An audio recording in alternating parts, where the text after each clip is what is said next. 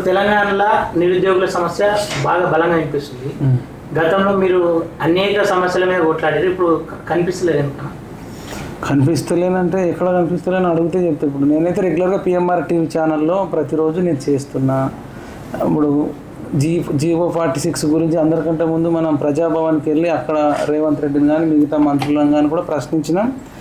అదేవిధంగా గురుకుల వాళ్ళ గురించి కూడా సీఎం ఇంటి దగ్గరికి వెళ్ళి కూడా మనం ప్రశ్నించినాం.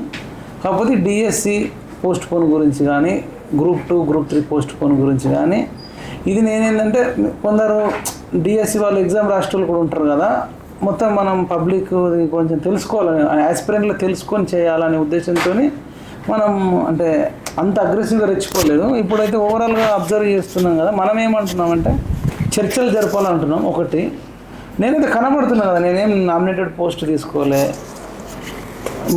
నేను మాట్లాడుతున్నా. ఇప్పుడు మీరు చూడాలి కొన్ని వీడియోలు, నా ఛానల్ చూస్తే మీకు క్లారిటీ ఉంటుంది. అంటే అట్లా కాదమ్మా, ఇప్పుడు మోతీలాల్ ఉన్నారు, ఆయన చేసినప్పుడు అమర నిరాహార దీక్ష చేసినప్పుడు ఆయన దగ్గరికి ఆల్మోస్ట్ అసలు మీరు వెళ్ళలేదు, అక్కడ ఎక్కడ కనిపించలేదు. ఆ తర్వాత ఇప్పుడు మళ్ళీ అశోక్ సార్ చేస్తున్నారు, బక్కా జడ్సన్ సార్ చేస్తున్నారు. కానీ ఇంతకుముందు అశోక్ సార్ నిరాహార దీక్ష చేసినప్పుడు మీరు చాలా ఫాస్ట్గా ఉండి ఆయనకి కొంచెం సపోర్ట్ ఇచ్చారు కదా, మరి ఇప్పుడు ఎందుకు ఇవ్వట్లేదు? అదే ఇప్పుడు ఫస్ట్ మోతీలాల్ మీద అడిగిన క్వశ్చన్కి ఏంటంటే, నేను మీరు అన్నట్టు ఫస్ట్ 6 రోజులు నేను వెళ్ళలేదు.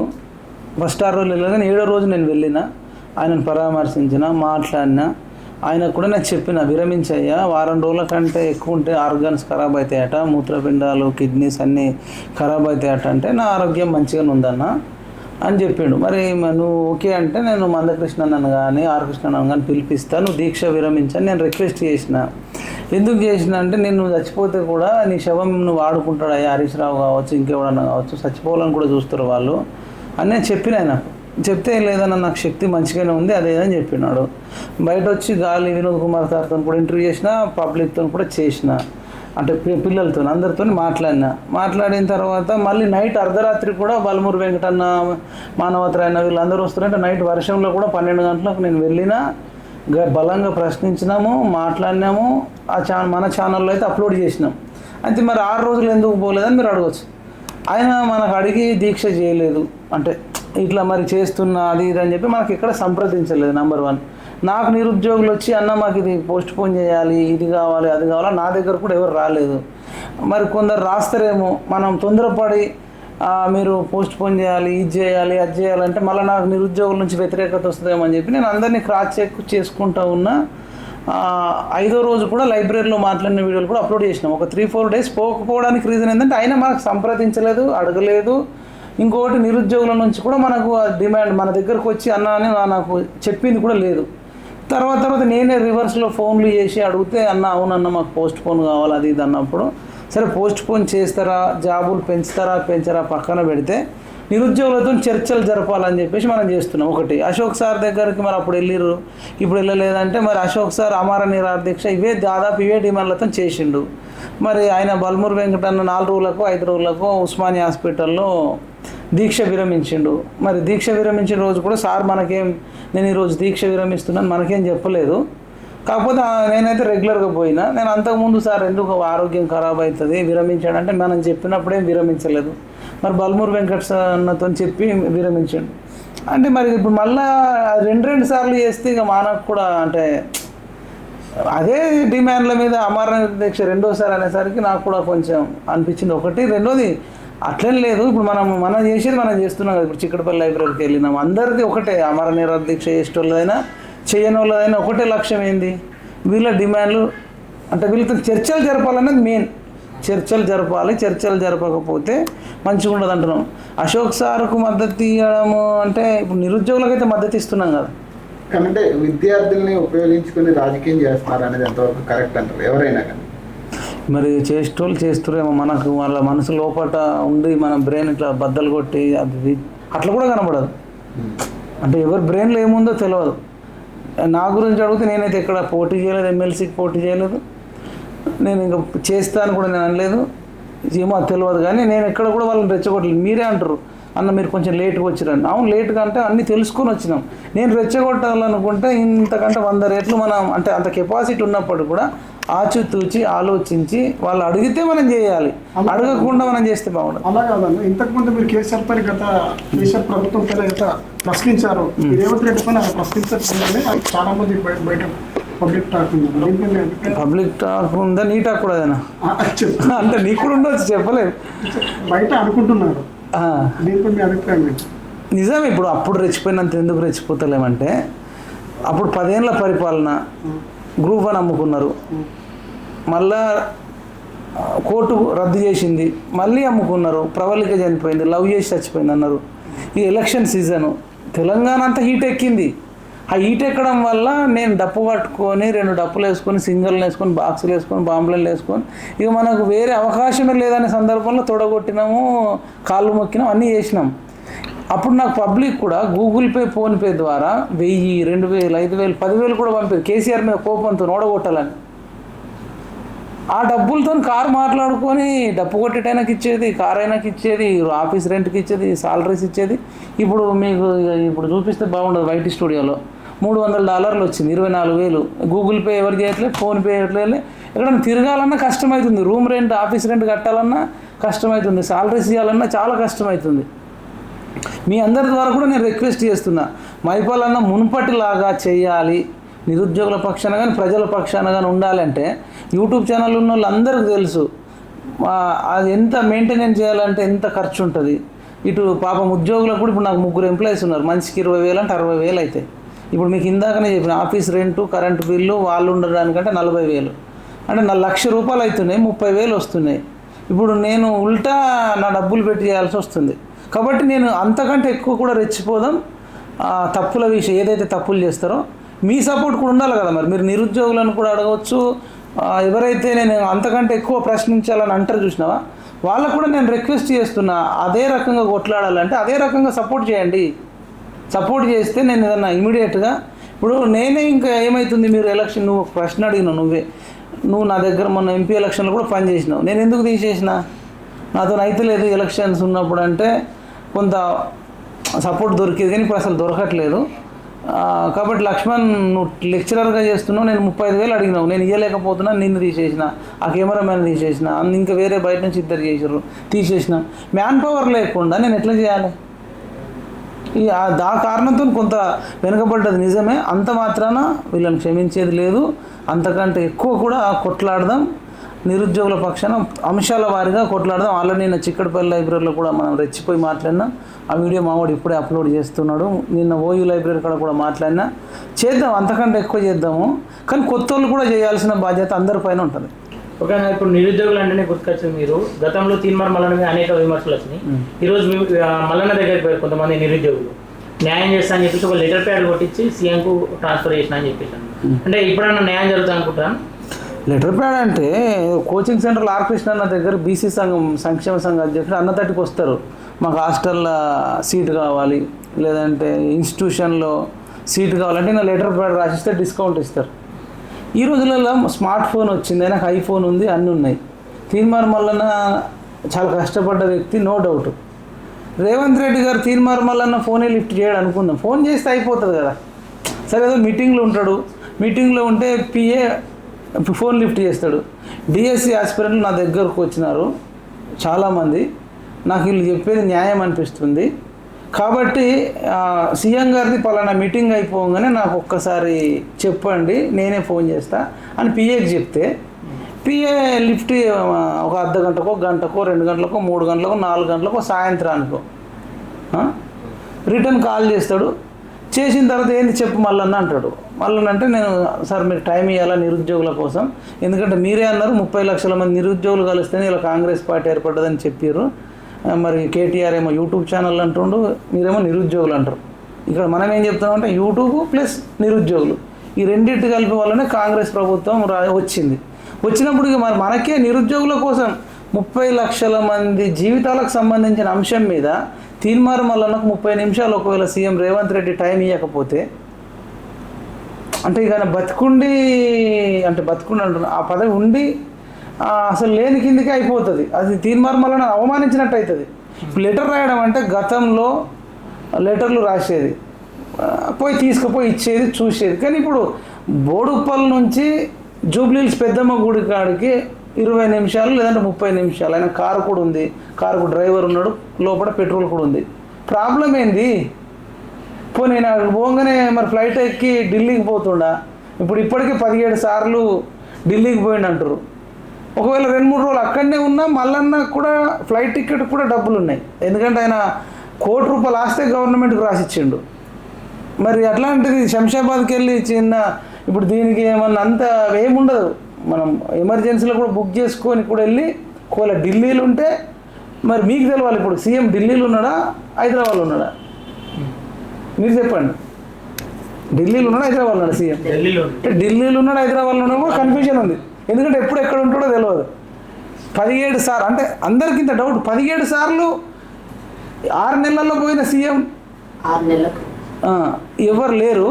ఒకవేళ ఢిల్లీలో ఉన్నా ఒకవేళ అక్కడనే 2-3 రోజులు ఉండే పరిస్థితి ఉందనుకుందాం సీఎం గారు, ఇమీడియట్గా తీన్మార్ మల్లన్న ఫ్లైట్ బుక్ చేసుకొని వెళ్ళి కన్విన్స్ చేసి ఒప్పిస్తేనే ఆయనకు విలువ ఉంటుంది. ఇక నా తప్పు లేదని ఈయన లెటర్ రాసి ఇచ్చిన నా పని అయిపోయింది కదా అంటే కనుక మరి మీకు విలువ లేనట్టు. పని కాకపోతే విలువ లేకపోతే మరి రిజైన్ చేసి వచ్చి నిరుద్యోగులతో ఉద్యమం చేస్తే ఆయనకు మళ్ళీ మంచిగా నీరాజనాలు పలుకుతారు అని నేను చెప్తాను. గతంలో కేసీఆర్కి కూడా ఫోన్ చేసిన మల్లన్న ఇలా రేవంత్ రెడ్డికి ఫోన్ చేస్తలేడంటే నిరుద్యోగులను వాడుకుంటున్నట్టే కదా. అవును, మరి ఇప్పుడు ప్రతిపక్షంలో కేసీఆర్ ఉన్నాడు, ఆయన అరవీర భయంకరుడు అని అప్పుడు అందరికి తెలుసు. ఆయన ఫోన్ లిఫ్ట్ చేయడం తెలుసు. ఆయన ఫోన్ చేసినావు లిఫ్ట్ చేయలేడని చెప్పినావు. మీరు కూడా రేవంత్ రెడ్డి గారికి కూడా మార్నింగ్ న్యూస్లో చేయండి. లిఫ్ట్ చేయకపోతే లిఫ్ట్ చేస్తలేడని చెప్పండి, కలవకపోతే కలుస్తలేడని చెప్పండి. కానీ మల్లన్న నుంచి ఎక్స్పెక్ట్ చేస్తారు నిరుద్యోగులు. అయితే నేను గ్రౌండ్లోకి వెళ్ళినప్పుడు నేను ఎక్స్పెక్ట్ చేస్తలేను. ఆయన మాట్లాడితే మాట్లాడుకొని లేకపోతే నాకు సంబంధం లేదు. నిరుద్యోగులు అయితే గ్రౌండ్లోకి వెళ్ళినప్పుడు తీన్మార్ మల్లన్న మాకు 1 నెల రోజులు మీరు పుస్తకాలు పక్కకు పెట్టండి, నిరుద్యోగులంతా గ్రామాలలోకి వెళ్ళండి, మీరు నెల రోజులు కష్టపడితే మీరు అనుకున్నవన్నీ కూడా మేము నెరవేరుస్తాం అని చెప్పి మల్లన్న కూడా మార్నింగ్ న్యూస్లో ఒకసారి కాదు 10 సార్లు అనౌన్స్ చేసిండు. కాబట్టి బాధ్యత తీసుకోవాల్సిందిగా మేము తీన్మార్ మల్లన్నను విజ్ఞప్తి చేస్తాం. ఇప్పుడు నెల రోజుల నుంచి స్టూడెంట్స్ కొట్లాడితేనే ఈ రోజు కూడా జీవో నంబర్ 55 ప్రకారం 1:50 ఇస్తాం, 1:100 సాధ్యం కాదు అని చెప్తున్నారు. మరి అంటే ఈ రకంగా చూసుకుంటే మళ్ళీ రేపు మళ్ళీ వీళ్ళు ధర్నా అంటున్నారు, బంధులు అంటున్నారు. అసలు వీళ్ళు అనుకున్న డిమాండ్స్ నెరవేరుతాయా? అసలు ప్రభుత్వం స్పందిస్తుంటారు మరి? అంటే వాళ్ళైతే స్పందించాలన్నా వద్దా అనే డౌట్లో ఉన్నాడు. ఏ ప్రభుత్వమైనా ఎప్పుడు స్పందిస్తుంది అంటే బాగా సెగ తగలాలి. సెగ తగిలితే ఖచ్చితంగా ఇప్పుడు ఏది చేయొద్దనే ఫీల్ అవుతారు. కానీ వీళ్ళు సెగ ఇప్పుడు రేపు మరి 5,000 మందా 10,000 మందా పోయిర్రు అనుకో, అది పెద్ద ప్రపంచానికే తెలిసిపోతుంది. అటు సోనియా గాంధీ రాహుల్ గాంధీకి ఇస్తే హిందీ పేపర్లో, ఇంగ్లీష్ పేపర్లో, యూట్యూబ్ ఛానళ్ళలో, ఎక్కడికక్కడ ట్విట్టర్లో, ఇన్స్టాలో డింగాన్ అవుతుంది. వీళ్ళని వదిలేస్తే అనుకోవచ్చు చేస్తే మాకు 5 ఏళ్ళ గవర్నమెంట్ ఉంటుంది అంటే అనుకోవచ్చు. కానీ వీళ్ళందరూ తెలుసుకున్నారు అనుకో, ఊరు పోయి తిరిగిర్రు అనుకో, వాళ్ళు ఇంకొకటి ఏమంటారు అంటే ఒకవేళ ఈయన చేయకపోతే, మాకు జాబు ఇవ్వకపోతే, జాబులు పెంచకపోతే, పోస్ట్ పోన్ చేయకపోతే సీఎం రేవంత్ రెడ్డికి ఆ జాబ్ ఎందుకు ఉండాలి? మేము డైరెక్ట్ జంతర్ మంతర్కి వెళ్ళి రాహుల్ గాంధీని సోనియా గాంధీని కలిసి ఈయన సీఎం పదవి నుంచి తీసేయండి, నిరుద్యోగులకు సాయం చేయనోడు ఈ పదవిలో ఉన్నా ఒకటే లేకున్నా ఒకటే అని అడుగుతామని వీళ్ళు అంటున్నారు. వాళ్ళు ఒకవేళ ఆ డిమాండ్కి వెళ్తే మేము కూడా వెళ్తాం. సీఎం రేవంత్ రెడ్డి గారికి విద్యాశాఖ మంత్రి ఉందండి, హోంశాఖ మంత్రి ఉంది, మున్సిపల్ శాఖ మంత్రి ఉంది, ఎస్సీ ఎస్టీ శాఖ మంత్రి, ఒక్కోడికి 5 జాబులు ఉన్నాయి. మరి మాకు ఒక్క జాబ్ ఇవ్వవా అని అడుగుతున్నారు. తప్పేముందన్న, ఖాళీలు ఉన్నాయో నువ్వు వెయ్యు, అవి వచ్చిందే మాకు వస్తుంది. ఈవెన్ 4 జాబులు ఇప్పుడు మన డిఎల్ గురుకులలో డిఎల్ వచ్చింది, జేఎల్ వచ్చింది, పీజీటీ వచ్చిన వాళ్ళు కూడా 2టికి రిజైన్ చేసి 1 జాబ్కే పోతారు. కానీ ఈయనకు మాత్రం 5 జాబులు 4-5 జాబులు ఉన్నాయి. ఇది ఎక్కడనో మరి నాకైతే అర్థం కావట్లేదు. అదే రేవంత్ రెడ్డి గారు మీరు విద్యాశాఖ మంత్రిని తొందరగా నియమించి ఆ విద్యాశాఖ మంత్రి వీళ్ళు చూసుకుంటారు. నువ్వు అన్నీ ఆగడపడ్డట్టు అన్ని అంత దురాశ ఎందుకు నీకు? అన్ని కోరికలు ఎందుకు? అప్పుడు మనం కుటుంబ పాలన కవితకు పదవి అన్నాము, కేటీఆర్కు పదవి, కొడుకుకు అన్నాము, అల్లుడికి పదవి అన్నాము, కొడుకు పదవి అన్నాము, ఆయనకు పదవి, ఒకటే ఇంట్లో 5 పదవులు అన్నాం. మరి నీకు ఒక్కోడికి 5 పదవులు ఉన్నాయి కదా అని నిరుద్యోగులు అడుగుతున్నారు. సమాజం అంతా గమనిస్తుంది. ఆయన అన్ని పదవులు తీసేసి ఒక్క ముఖ్యమంత్రి ఉంచుకోవాలి. వీళ్ళు నిజంగానే చెప్తున్నాండి. నేను ఏమంటున్నానంటే వీళ్ళన్ని డిమాండ్లు నెరవేర్చాను. నేను గుడ్డిగా మాట్లాడాను. పిఎంఆర్ టీవీ ఛానల్ నుంచి కానీ తెలంగాణ నిరుద్యోగ రక్షణ చేసి నుంచి కానీ రేవంత్ రెడ్డికి ఏం చెప్తున్నామంటే చర్చలు జరపాలా. ఫస్ట్ ఆఫ్ ఆల్ బాధితులకు రెస్పెక్ట్ ఇవ్వాలి. ఇప్పుడు వాళ్ళు చిక్కుడుపల్లి లైబ్రరీకి, ఓయూ లైబ్రరీకి, కాకతీయ యూనివర్సిటీకి, మహాత్మా గాంధీ యూనివర్సిటీకి, తెలంగాణ యూనివర్సిటీ లైబ్రరీకి, పాలమూరు లైబ్రరీకి వీళ్ళకి వెళ్ళి ఎక్కడికక్కడ టీములు పంపించి చర్చలు జరిపించి మీకు ఎట్లయితే బాగుంటుందో మీరే డిజైన్ చేయాలని చెప్పి తీసుకొని వీళ్ళ నుంచి నలుగురు వాళ్ళ నుంచి నలుగురు అంటే సింపుల్ సమస్య గోరుతో గొడ్డల దాకా తెచ్చుకుంటున్నారు. అసలు నిరుద్యోగుల కోసం నిరుద్యోగుల తరఫున ఏర్పడ్డ ఈ ప్రభుత్వము ప్రతి ఇంట్లో ఒక నిరుద్యోగి ఉన్నాడు. అసలు నాకు ఏం పని ఉందో నాకు డౌట్ వస్తుంది. 17 సార్లు పోవాలి నిరుద్యోగులను గాలికి వదిలేసి 17 సార్లు ఎందుకు పోతుండు? అసలు ఆయనకి ఏం పని? 17 రోజులలో ఇప్పటికీ కూర్చోవాలి కదా. సీఎంఏ విద్యాశాఖ మంత్రి ఎందుకు చేయట్లేదు? నేను అడుగుతున్నా. మీ అన్ని ఛానళ్ళ ద్వారా మీడియా ముఖంగా నేను అడుగుతున్నా. ఇప్పుడు మీరు అన్నారు కదా అన్న నువ్వు అప్పట్లేక ప్రశ్నిస్తలేవు అని, ఇప్పుడు ప్రశ్నిస్తున్నా. ఎక్కడ నెగ్గాలో కాదు రేవంత్ రెడ్డి, ఎక్కడ తగ్గాలనో తెలుసుకో. నేను ఇప్పుడు తగ్గినంత మాత్రాన నీకేం తప్పేం కాదు. నిరుద్యోగులు నిన్ను మళ్ళీ లవ్ చేస్తారు. తెలంగాణ పులి బిడ్డ మరవబోదు ఈ గడ్డ అన్నావు, కానీ తెలంగాణ పులిబిడ్డను మరవబోతుంది ఈ గడ్డ. నిరుద్యోగులు మరవబోతున్నారు, అది నీకు అర్థమైతలేదు. కావాలంటే నువ్వు ఇంటెలిజెన్స్ తెప్పించుకో. ఇంటర్నల్గా మీడియా ఛానళ్ళ ద్వారా నీకు తెలిసిన వాళ్ళ ద్వారా రేవంత్ రెడ్డి గురించి నిరుద్యోగులు ప్రస్తుతం ఏమనుకుంటున్నారు నువ్వు గ్రౌండ్కి వెళ్ళి తెలుసుకో. 99% తిట్టుకుంటున్నారు, అది నీకు కూడా ప్రమాదమే. నువ్వు 10 ఏళ్ళు ముఖ్యమంత్రి చేయాలనుకుంటున్నావు కదా, నిరుద్యోగుల ఓట్లు లేకుండా నిరుద్యోగుల అవసరం లేకుండా 10 ఏళ్ళు ఎట్లా ఉంటావు? అసలు నీకు వేరే ఏం పని ఉంది? అమెరికన్ ప్రెసిడెంట్ కూడా అట్లా ఫీల్ కాడు, ఆ రేంజ్లో ఫీల్ అవుతున్నావు. అట్లా ఏందా ఫీలింగు? ఆ తప్పు, ఇది చాలా దారుణం. నీ బిహేవియర్తోనే సగం చచ్చిపోతున్నారు. ఇప్పటిదాకా చర్చలు జరపకపోవడం ఏంది? మేమైతే దీన్ని తీవ్రంగా ఖండిస్తున్నాం. ఖచ్చితంగా రేవంత్ రెడ్డి గారు మారాలి. మారకపోతే కేసీఆర్ నడువు, కేసీఆర్ జాబే తీసేసిర్రు. మరి వీడియోలో ముందే మీరు ఇట్లా మాట్లాడుతున్నారు కానీ అంతర్గతంగా మీరు కాంగ్రెస్ పార్టీకి అమ్ముడు పోయారని అంటున్నారు. మరి మీ అమ్మ ఇప్పుడు కాంగ్రెస్ పార్టీకి అమ్ముడు పోతే నాకు ఎంత ఇచ్చారు అంటారు జనరల్గా? అయితే చెప్పు సంఖ్య అంటారు కదా, అది కూడా కోట్లలో ఇచ్చారు నాకు అనుకుందాం. కోట్లలో ఇచ్చినోడు ఇష్టం వచ్చినట్టు తిట్టిపించుకుంటాడు. ఎవడన్నా డబ్బులు ఇచ్చి తిట్టించుకుంటాడు? నువ్వే చెప్పు.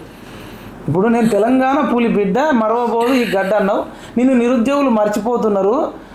నువ్వు అయిపోయింది నీ పని అంటున్నా. కోట్ల రూపాయలు ఇచ్చినోడిని ఆ పని ఈ స్టేట్మెంట్ ఎవడని ఇస్తాడా? పోయి తగ్గితే ఇప్పుడు ఇంకోటి అంటున్నావు, ఎక్కడ నెగ్గాలో కాదు ఎక్కడ తగ్గాలో అని అంటున్నాం. ఇది అన్నీ ఎవడన్నా అంటాడా? డబ్బులు తీసుకొని అంటే ఊరుకుంటారా? ఇప్పుడు మీరు ఒక ఛానల్లో పని చేస్తురన్న, మీ ఛానల్కు వ్యతిరేకంగా పని చేయడానికి నీకు డబ్బులు ఇస్తాడా? నేను అడుగుతున్నాను. ఇప్పుడు మీది జీటీవీ, మీకు ఎంతో కొంత శాలరీ ఉంటుంది అనుకో, 20,000, 30,000, 40,000. మన జీటీవీ గురించి వ్యతిరేకంగా మాట్లాడు, 40,000 తీసుకో లేదంటే ₹1,00,000 తీసుకో అంటారా? మీరు చెప్పండి, అంటారా అనరా? అన్నారు కదా. అది నేను క్లారిటీకి ఇస్తున్నా కదా. ఇంతకంటే నేను ఏమంటున్నా, ఓపెన్గా చెప్తున్నా కదా. ఇప్పుడు మీరు అన్న తీన్మార్ మల్లన్ ఇట్లా మాట్లాడగలుగుతాడా? మీరు చెప్పండి, మాట్లాడతాడా? అంటే ఎందుకంటే నేను ఎమ్మెల్సీ ఉంది కాబట్టి నా మాట్లాడకపోవచ్చు. కోదండరామ్ సార్ మాట్లాడతాడు ఇట్లా, రియాజ్ సార్ మాట్లాడతాడా, బల్మూర్ వెంకట్ మాట్లాడతాడా? మాట్లాడారు అట్లా ఎవరన్నా? ఇంకా చాలామంది తీసుకున్న వాళ్ళు మాట్లాడుతుర్రా. నేను ఇంకా ఓపెన్గానే చెప్తున్నా కదా. నేను ఆల్రెడీ చిక్కడపల్లి లైబ్రరీ కూడా తొడగొట్టినా కదా. నేను నిరుద్యోగులకు న్యాయం చేయకపోతే వీళ్ళు పాపం అన్నారు నిరుద్యోగులు తెలుసుకోగలనా, స్థానిక ఎన్నికల్లో మా సత్తా చూపిస్తాం, ఎంపీటీసీ, జడ్పీటీసీ, సర్పంచి, ఉప సర్పంచి ఇవన్నీ చెప్పారు. నేనన్నా కౌన్సిలరు, కార్పొరేటర్లు, జిహెచ్ఎంసీలు అన్న అవన్నీ ఓడిపోయినా నాకు నొప్పి ఉండదయా. ఎందుకంటే నాకు కావాల్సింది సీఎం పదవి వచ్చేసింది. మరి ఎట్లా అన్నాడు?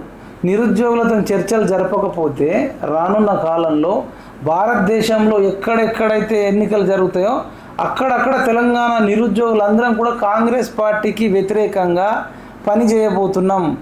అంటే ప్లకార్డులు పట్టుకొని మాకు ఇట్లా మోసం చేసిండ్రు. రాహుల్ గాంధీ కూడా చిక్కడపల్లి లైబ్రరీకి వచ్చి కూర్చుండి మాకు ఇది చేస్తాం, అది చేస్తాం, మెగా డిఎస్ చేస్తాం, 25,000 పోస్టులు వేస్తాం, గ్రూప్ 2, గ్రూప్ 3లో మీరు కోరుకున్న వేస్తా అని చెప్పి మాకు మోసం చేసిండని చెప్తాం. అప్పుడు తిడతారు.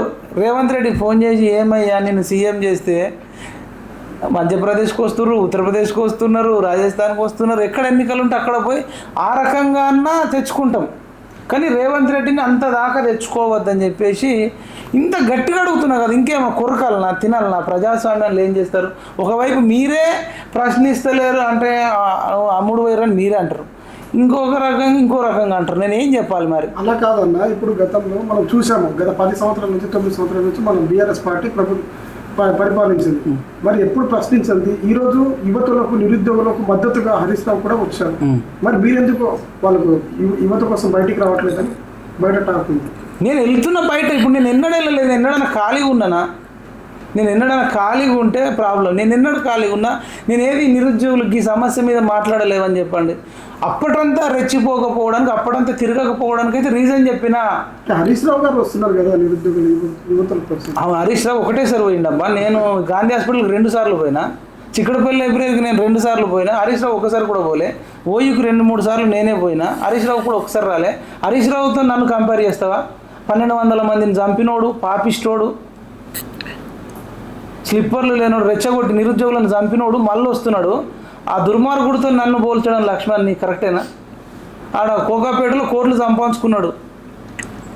కట్టప్ప కేసీఆర్ కూర్చో అంటే కూర్చుంటాడు, నిలబడమంటే నిలబడతాడు, సిట్ అంటే సిట్టు, స్టాండ్ అంటే స్టాండు. అంత దుర్మార్గుడితో నన్ను పోల్చడం. అసలు హరీష్ రావును నిరుద్యోగులు తరిమి కొట్టాలి.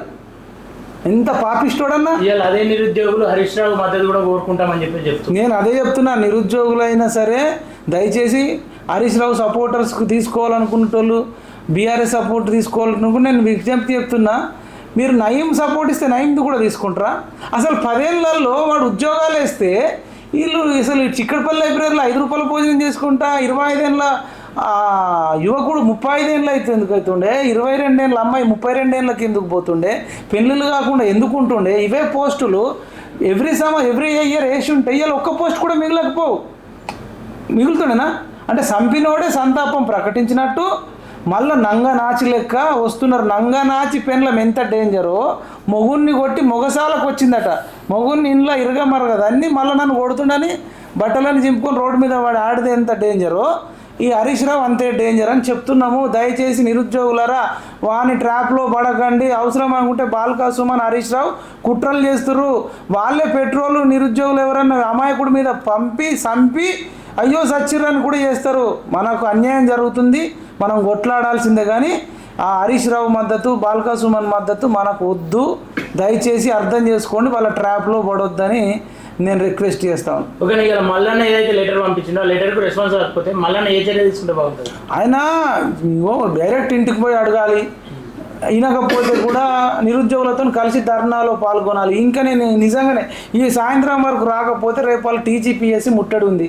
ఆ ముట్టడిలో కూడా తీన్మార్ మల్లన్న రావాలి. క్యూ న్యూస్లో కూడా ఈ నిరుద్యోగులకు సంబంధించిన న్యూస్ కవర్ చేయాలి. ఇక్కడ ఒకే టీవీ కవర్ చేసినంత కూడా క్యూ న్యూస్ కవర్ చేయట్లేదు నిరుద్యోగుల గురించి. Kaloji TV, legend TV, Z TV, Telangana T6 PMR 56 PMR cover చేసినంత కూడా క్యూ న్యూస్ కవర్ చేయట్లేదు. నిజానికి క్యూ న్యూస్ అనేది తెలంగాణలో ఒకప్పుడు నెంబర్ 1 ఛానల్ అని అంటుండే. మరి ఇప్పుడు ఈ ఛానళ్ళన్నిటికంటే కూడా కవర్ చేయకపోతే ఆయననే చూసుకోవాలి, ఆయననే ఆత్మపరిశీలన చేసుకోవాలి. అరే వీళ్ళు అంత కవర్ చేస్తున్నారు, వాళ్ళ మంది అన్నిగానం చూస్తున్నారు, మరి నేను ఎందుకు కవర్ చేసుకుంటున్నానని ఆయన నిస్వార్థంగా మరొకసారి ముట్టడిలో కూడా రిప్లై రాకపోతే అయితే ఒప్పియాలి, లేకపోతే నాకు వద్దు చిప్పో అని చెప్పేసి అంటే బాగుంటుందని నా కోరిక. ఓకేనా, చివరిగా రేపు జరగబోయే ఏదైతే ముట్టడి అని చెప్పేసి అంటారో, మిలియన్ మార్చ్ అని చెప్పేసి కూడా అంటారు కదా, దానికి నీ మద్దతు ఉంటుందా? రేపటి ప్రోగ్రామ్ ఏంది అసలు? మిలియన్ మార్చనేం కాదు కానీ కొన్ని వేలాది మంది నిరుద్యోగులు ముట్టడిస్తూ అంటున్నారు. వాళ్ళ నిరుద్యోగులు తీసుకున్న నిర్ణయము. నేను PMR టీవీ ఛానల్ నుంచి అయితే కవరేజ్ చేయడానికి పోతాము. తర్వాత శాంతియుతంగా చేస్తేనే దానికి మనం మద్దతు ఇస్తాము. అశాంతి, అలజడి, పగలగొడతాం, కాలబెడతాం అంటే వాటికి మనం పూర్తి వ్యతిరేకం. ఏది విన్నా ప్రజాస్వామ్యబద్ధంగా చేయాలి అనేది నా కోరిక. మనందరం కూడా రేపు అక్కడ కలుసుకుందాం. కోదండ రామ్ సార్ కానీ, రియాజ్ సార్ కానీ, అకునూరు మురళి సార్ కానీ ఆ ముట్టడికి సంబంధించి మేము అక్కడికి వస్తాం సార్, మా ఛానళ్ళన్నీ వస్తాయి. వాళ్ళు వచ్చి వాయిస్ నిరుద్యోగుల తరపున ఉండాలి. మరి పదవులు రాగానే పెదాలు మూసుకొని ఉండొద్దని చాలామంది అంటున్నారు. దయచేసి నిరుద్యోగుల పక్షాన ఉండండి. వాళ్ళకి ఎవ్వరు లేరు, నాయకత్వం వహించేటోళ్ళు కూడా లేరు. వాళ్ళు చాలామంది నాకు అమ్మాయిలు ఎస్పెషల్గా చాలా సెన్సిటివ్ ఉంటారు, ఎమోషనల్గా ఫోన్లు చేస్తారు, అన్న టెన్షన్ అవుతుంది, ప్రెషర్ అవుతుంది అంటారు. కాబట్టి అట్లీస్ట్ వాళ్ళతో చర్చలు జరపాల్సిందిగా విజ్ఞప్తి చేస్తాను. కేసీఆర్ అన్యాయాల మీద డప్పు వేసుకుని తిరిగిన మైపాల్ యాదవ్ ఈరోజు డప్పు ఏమైందని అడుగుతున్నారు. డప్పు గిడు ఉండే మరి ఏడున్నాను వెనక ఉంది. డప్పు ఒకసారి తీసుకోండి. డప్పు ఇన్నే ఉంది మరి డప్పుకు డబ్బులు లేవని ఆల్రెడీ నేను లక్ష్మణ్కు చెప్పిన. అదే డబ్బు వేసుకుని తిరుగుకొని ఎందుకు తిరిగి చెప్తాను. అదే చెప్తున్నా, డప్పు రెడీ ఉంది, డప్పు కొట్టే సురేష్ అన్న కూడా రెడీ ఉన్నాడు. ఎలక్షన్ టైంలో నాకు డైలీ 1500 ఇచ్చేది. మరి ఇప్పుడు మీరు అడిగిన క్వశ్చన్ అడిగిన ఇస్తారా, లేదంటే మీకు ఎవరన్నా అడిగిన వాళ్ళు ఇస్తే డప్పు కొట్టేటే నాకు డబ్బులు ఇవ్వాలి కదా మరి ఫ్రీగా. నేను శ్రమతో పిడి చేసే టైప్ కాదు కదా. డప్పు రెడీ ఉంది. నేను వీలైతే రేపు కొంత కష్టమైనా సరే మీ ఛానల్ ముఖంగా మీడియా ముఖంగా చెప్తున్నా, కొంచెం కష్టంగా ఉంది, ఆర్థికంగా ఉన్నది. కానీ సురేష్ అన్న జర్మనీకి పోయి డప్పు కొట్టి వచ్చిండు, కేసీఆర్ను రాజకీయంగా సావు డప్పు కొట్టిండు. రేపు ఈ చర్చలు జరపకపోతే రేవంత్ రెడ్డి కూడా రాజకీయంగా సమాధి చేసే డప్పు రేపు కొట్టబోతున్నాం. ఆయన వస్తే అందుబాటులో ఉంటే ఆయన కొడతాడు, లేకపోతే నేనే డప్పు కొడతా, లేదంటే అక్కడ ఏదన్నా ఒక నిరుద్యోగుతో డప్పు కొట్టిద్దాం. రేవంత్ రెడ్డి డప్పు వాడాలని చెప్తున్నా. సురేష్ అన్న కూడా రేపు అందుబాటులో ఉంటే టీజీపీఎస్సీ దగ్గరకు వచ్చి ఆయనతోని 10-20 నిమిషాలు డప్పు కొట్టిస్తా. అప్పుడు చూద్దాం మరి ఇక మజా ఏందో. కానీ తర్వాత ఫ్యూచర్లో మాత్రం దయచేసి మీ ఛానళ్ళ ద్వారా చెప్తున్నా, మా ఛానల్ పిఎంఆర్ టీవీలో ఉంటుంది. బలంగా ప్రశ్నించాలన్నా నా ఒక్క ఛానల్కి కాదు, ఈ ఛానళ్ళు కూడా అన్నీ కూడా తెలంగాణ పక్షాన ఉన్నాయి. వాళ్ళ ఛానళ్ళల్లో కూడా గూగుల్ పే, ఫోన్పే ఉంటుంది. వాళ్ళందరికీ కూడా ఎంత వీలైతే అంత సపోర్ట్ చేసి మీరు ఎందుకు అడుగుతలేరని ప్రశ్నించండి. అదేవిధంగా ఈ రిపోర్టింగ్లో పనిచేసే వాళ్ళకు కూడా వచ్చే 20-30 వేలు ఏం సరిపోవు. మీకోసం పనిచేసినప్పుడు మీరు అన్నం తినిపించడమో, నీళ్ళు తాగిపోయడమో, ఛాయ్ తాగిపోయడమో చేయాలా. డబ్బున్న వాళ్ళు కూడా ఈ ఛానల్లో పనిచేసే రిపోర్టర్లందరికీ కూడా ఎంతో కొంత ఆర్థికంగా మద్దతు ఇస్తేనే బతుకుతారు, లేకపోతే కష్టమవుతుంది. మీకు ఈ ఛానల్లే దిక్కు. ఎవరికి కష్టం వచ్చినా పెద్ద పెద్ద ఛానళ్ళు రావు. నాకు తెలిసి ఆంధ్రజ్యోతి కానీ మిగతా ఛానళ్ళు కానీ వాళ్ళు ఈ మధ్య కూడా కొంత ప్రభుత్వం వైపే ఉన్నట్టు అనిపిస్తుంది. TV5 కానీ ఇంకా అన్ని ఛానళ్ళు. ఓకేనా, జిల్లాల నుండి హైదరాబాద్ వచ్చిన వాళ్ళను ఇప్పుడే ముందస్తు అరెస్ట్ చేస్తారా? నల్గొండ జిల్లాలో ఆల్రెడీ చేశారన్న, ముగ్గురిని చేశారు, కోఆర్డినేట్ చేశారు. ఒక్కొక్క జిల్లాలో ఒక్కొక్కటి చేస్తూనే ఉన్నారు. దీన్ని ఎలా చెప్తున్నారు అంటే ఎలా స్పందించాలి ఇలా ముందుగానే అరెస్ట్ చేస్తే? అది దారుణం అండి. ఇప్పుడు ఏదైతే కేసీఆర్ నియంత అని చెప్పేసి ఆయన మీద అసలు యాక్చువల్గా అరెస్టు దాకా రావద్దు. అసలు ఈ ఉద్యమం ఇంత రావద్దు. ఇది రావడం చాలా బాధాకరం. ఇంత దాకా తీసుకొచ్చి ఇప్పుడు అరిచేతు అడ్డం పెట్టి సూర్యుని ఎవరైనా ఆపగలుగుతామా? అరిచేతిని అడ్డం పెట్టి సూర్యుని ఆపలేము. మీరు ఒక 2-3 అరెస్టులు చేసో, 4-5 అరెస్టులు చేస్తే వాళ్ళు ఏ రకంగా వస్తారండి? నువ్వు ఎట్లా ఆపుతావు? ఇప్పుడు నీకు తెలిసిన అరెస్ట్ చేసినావు, ఇంకా మరి ఎక్కడెక్కడికి వెళ్ళి వస్తారు? బస్సులు వస్తారు, ట్రైన్లు వస్తారు, ఇంకెక్కడెక్కడికి వెళ్ళి వస్తారు. ఎంత అణిచేస్తే అంత పైకి లేస్తుంది. అది ప్రభుత్వానికి నష్టం. ఈ అణిచివేయడం కంటే కూడా గిల్లించుకోవడానికి నిరుద్యోగులు పబ్ డాన్సర్లు గారు. పోకిరి సినిమాలో ప్రకాష్ రాజ్ అంటాడు, గిల్లుకోవాలి, అరవకూడదంటే అట్లుండదు. అరుస్తాం, మళ్ళీ గెలుస్తాం. మహాత్మా గాంధీ రోజులు పోయినాయి. చెంప మీద కొడితే ఇంకో చెంప చూపెట్టాం. ఒక చెంప మీద కొడితే మేము 2 చెంపల మీద కొడతాం. అది ఇప్పుడు నిరుద్యోగులు ఏమన్నా అంటే ఫ్లూటు జింక ముందు అలా మరి నిరుద్యోగుల ముందు ఊదొద్దు. అది వన్ సైడే ఉంటుంది. నిరుద్యోగులు కేసీఆర్ని అడగండి. ఆయన బతుకు బస్ స్టాండ్ అయింది, బాత్రూంలో పడ్డాడు. చెప్పినాం స్టడీ చైర్లతో పెట్టుకోకయ్యా, స్టడీ చైర్లతో పెట్టుకుంటే సీఎం చైరే పోతుందంటే వాడేం బీక్తాడు అన్నారు. నీ సీఎం చీటే కూడా పుట్టిరు కదా, ఇట్లా లాగేసిర్రు. ఇప్పుడు పోయి బాత్రూంలో పడ్డాడు. బతుకు ఎంత దారుణం అంటే చివరి దశలో ఆ బతుకు రేవంత్ రెడ్డికి కావద్దంటే ఈ అక్రమ అరెస్టులన్నీ బంద్ చేయాలి. వాళ్ళు శాంతియుతంగా నిరసన చేస్తా అంటే మాత్రం వాళ్ళకు పోలీసులు కూడా సపోర్ట్ చేయాలి. అసలు అంతదాకా రాకన్నా ముందే ఈవినింగ్ లోపే ప్రకటన చేయాలి, చర్చలు జరపాలి. లేకపోతే ఈ కాంగ్రెస్ పార్టీ కాలగర్భంలో కలిసిపోతుందని నిరుద్యోగులు అంటున్నారు. ఓకేనా, థ్యాంక్ యూ. థ్యాంక్ యూ అండి, థ్యాంక్ యూ సో మచ్.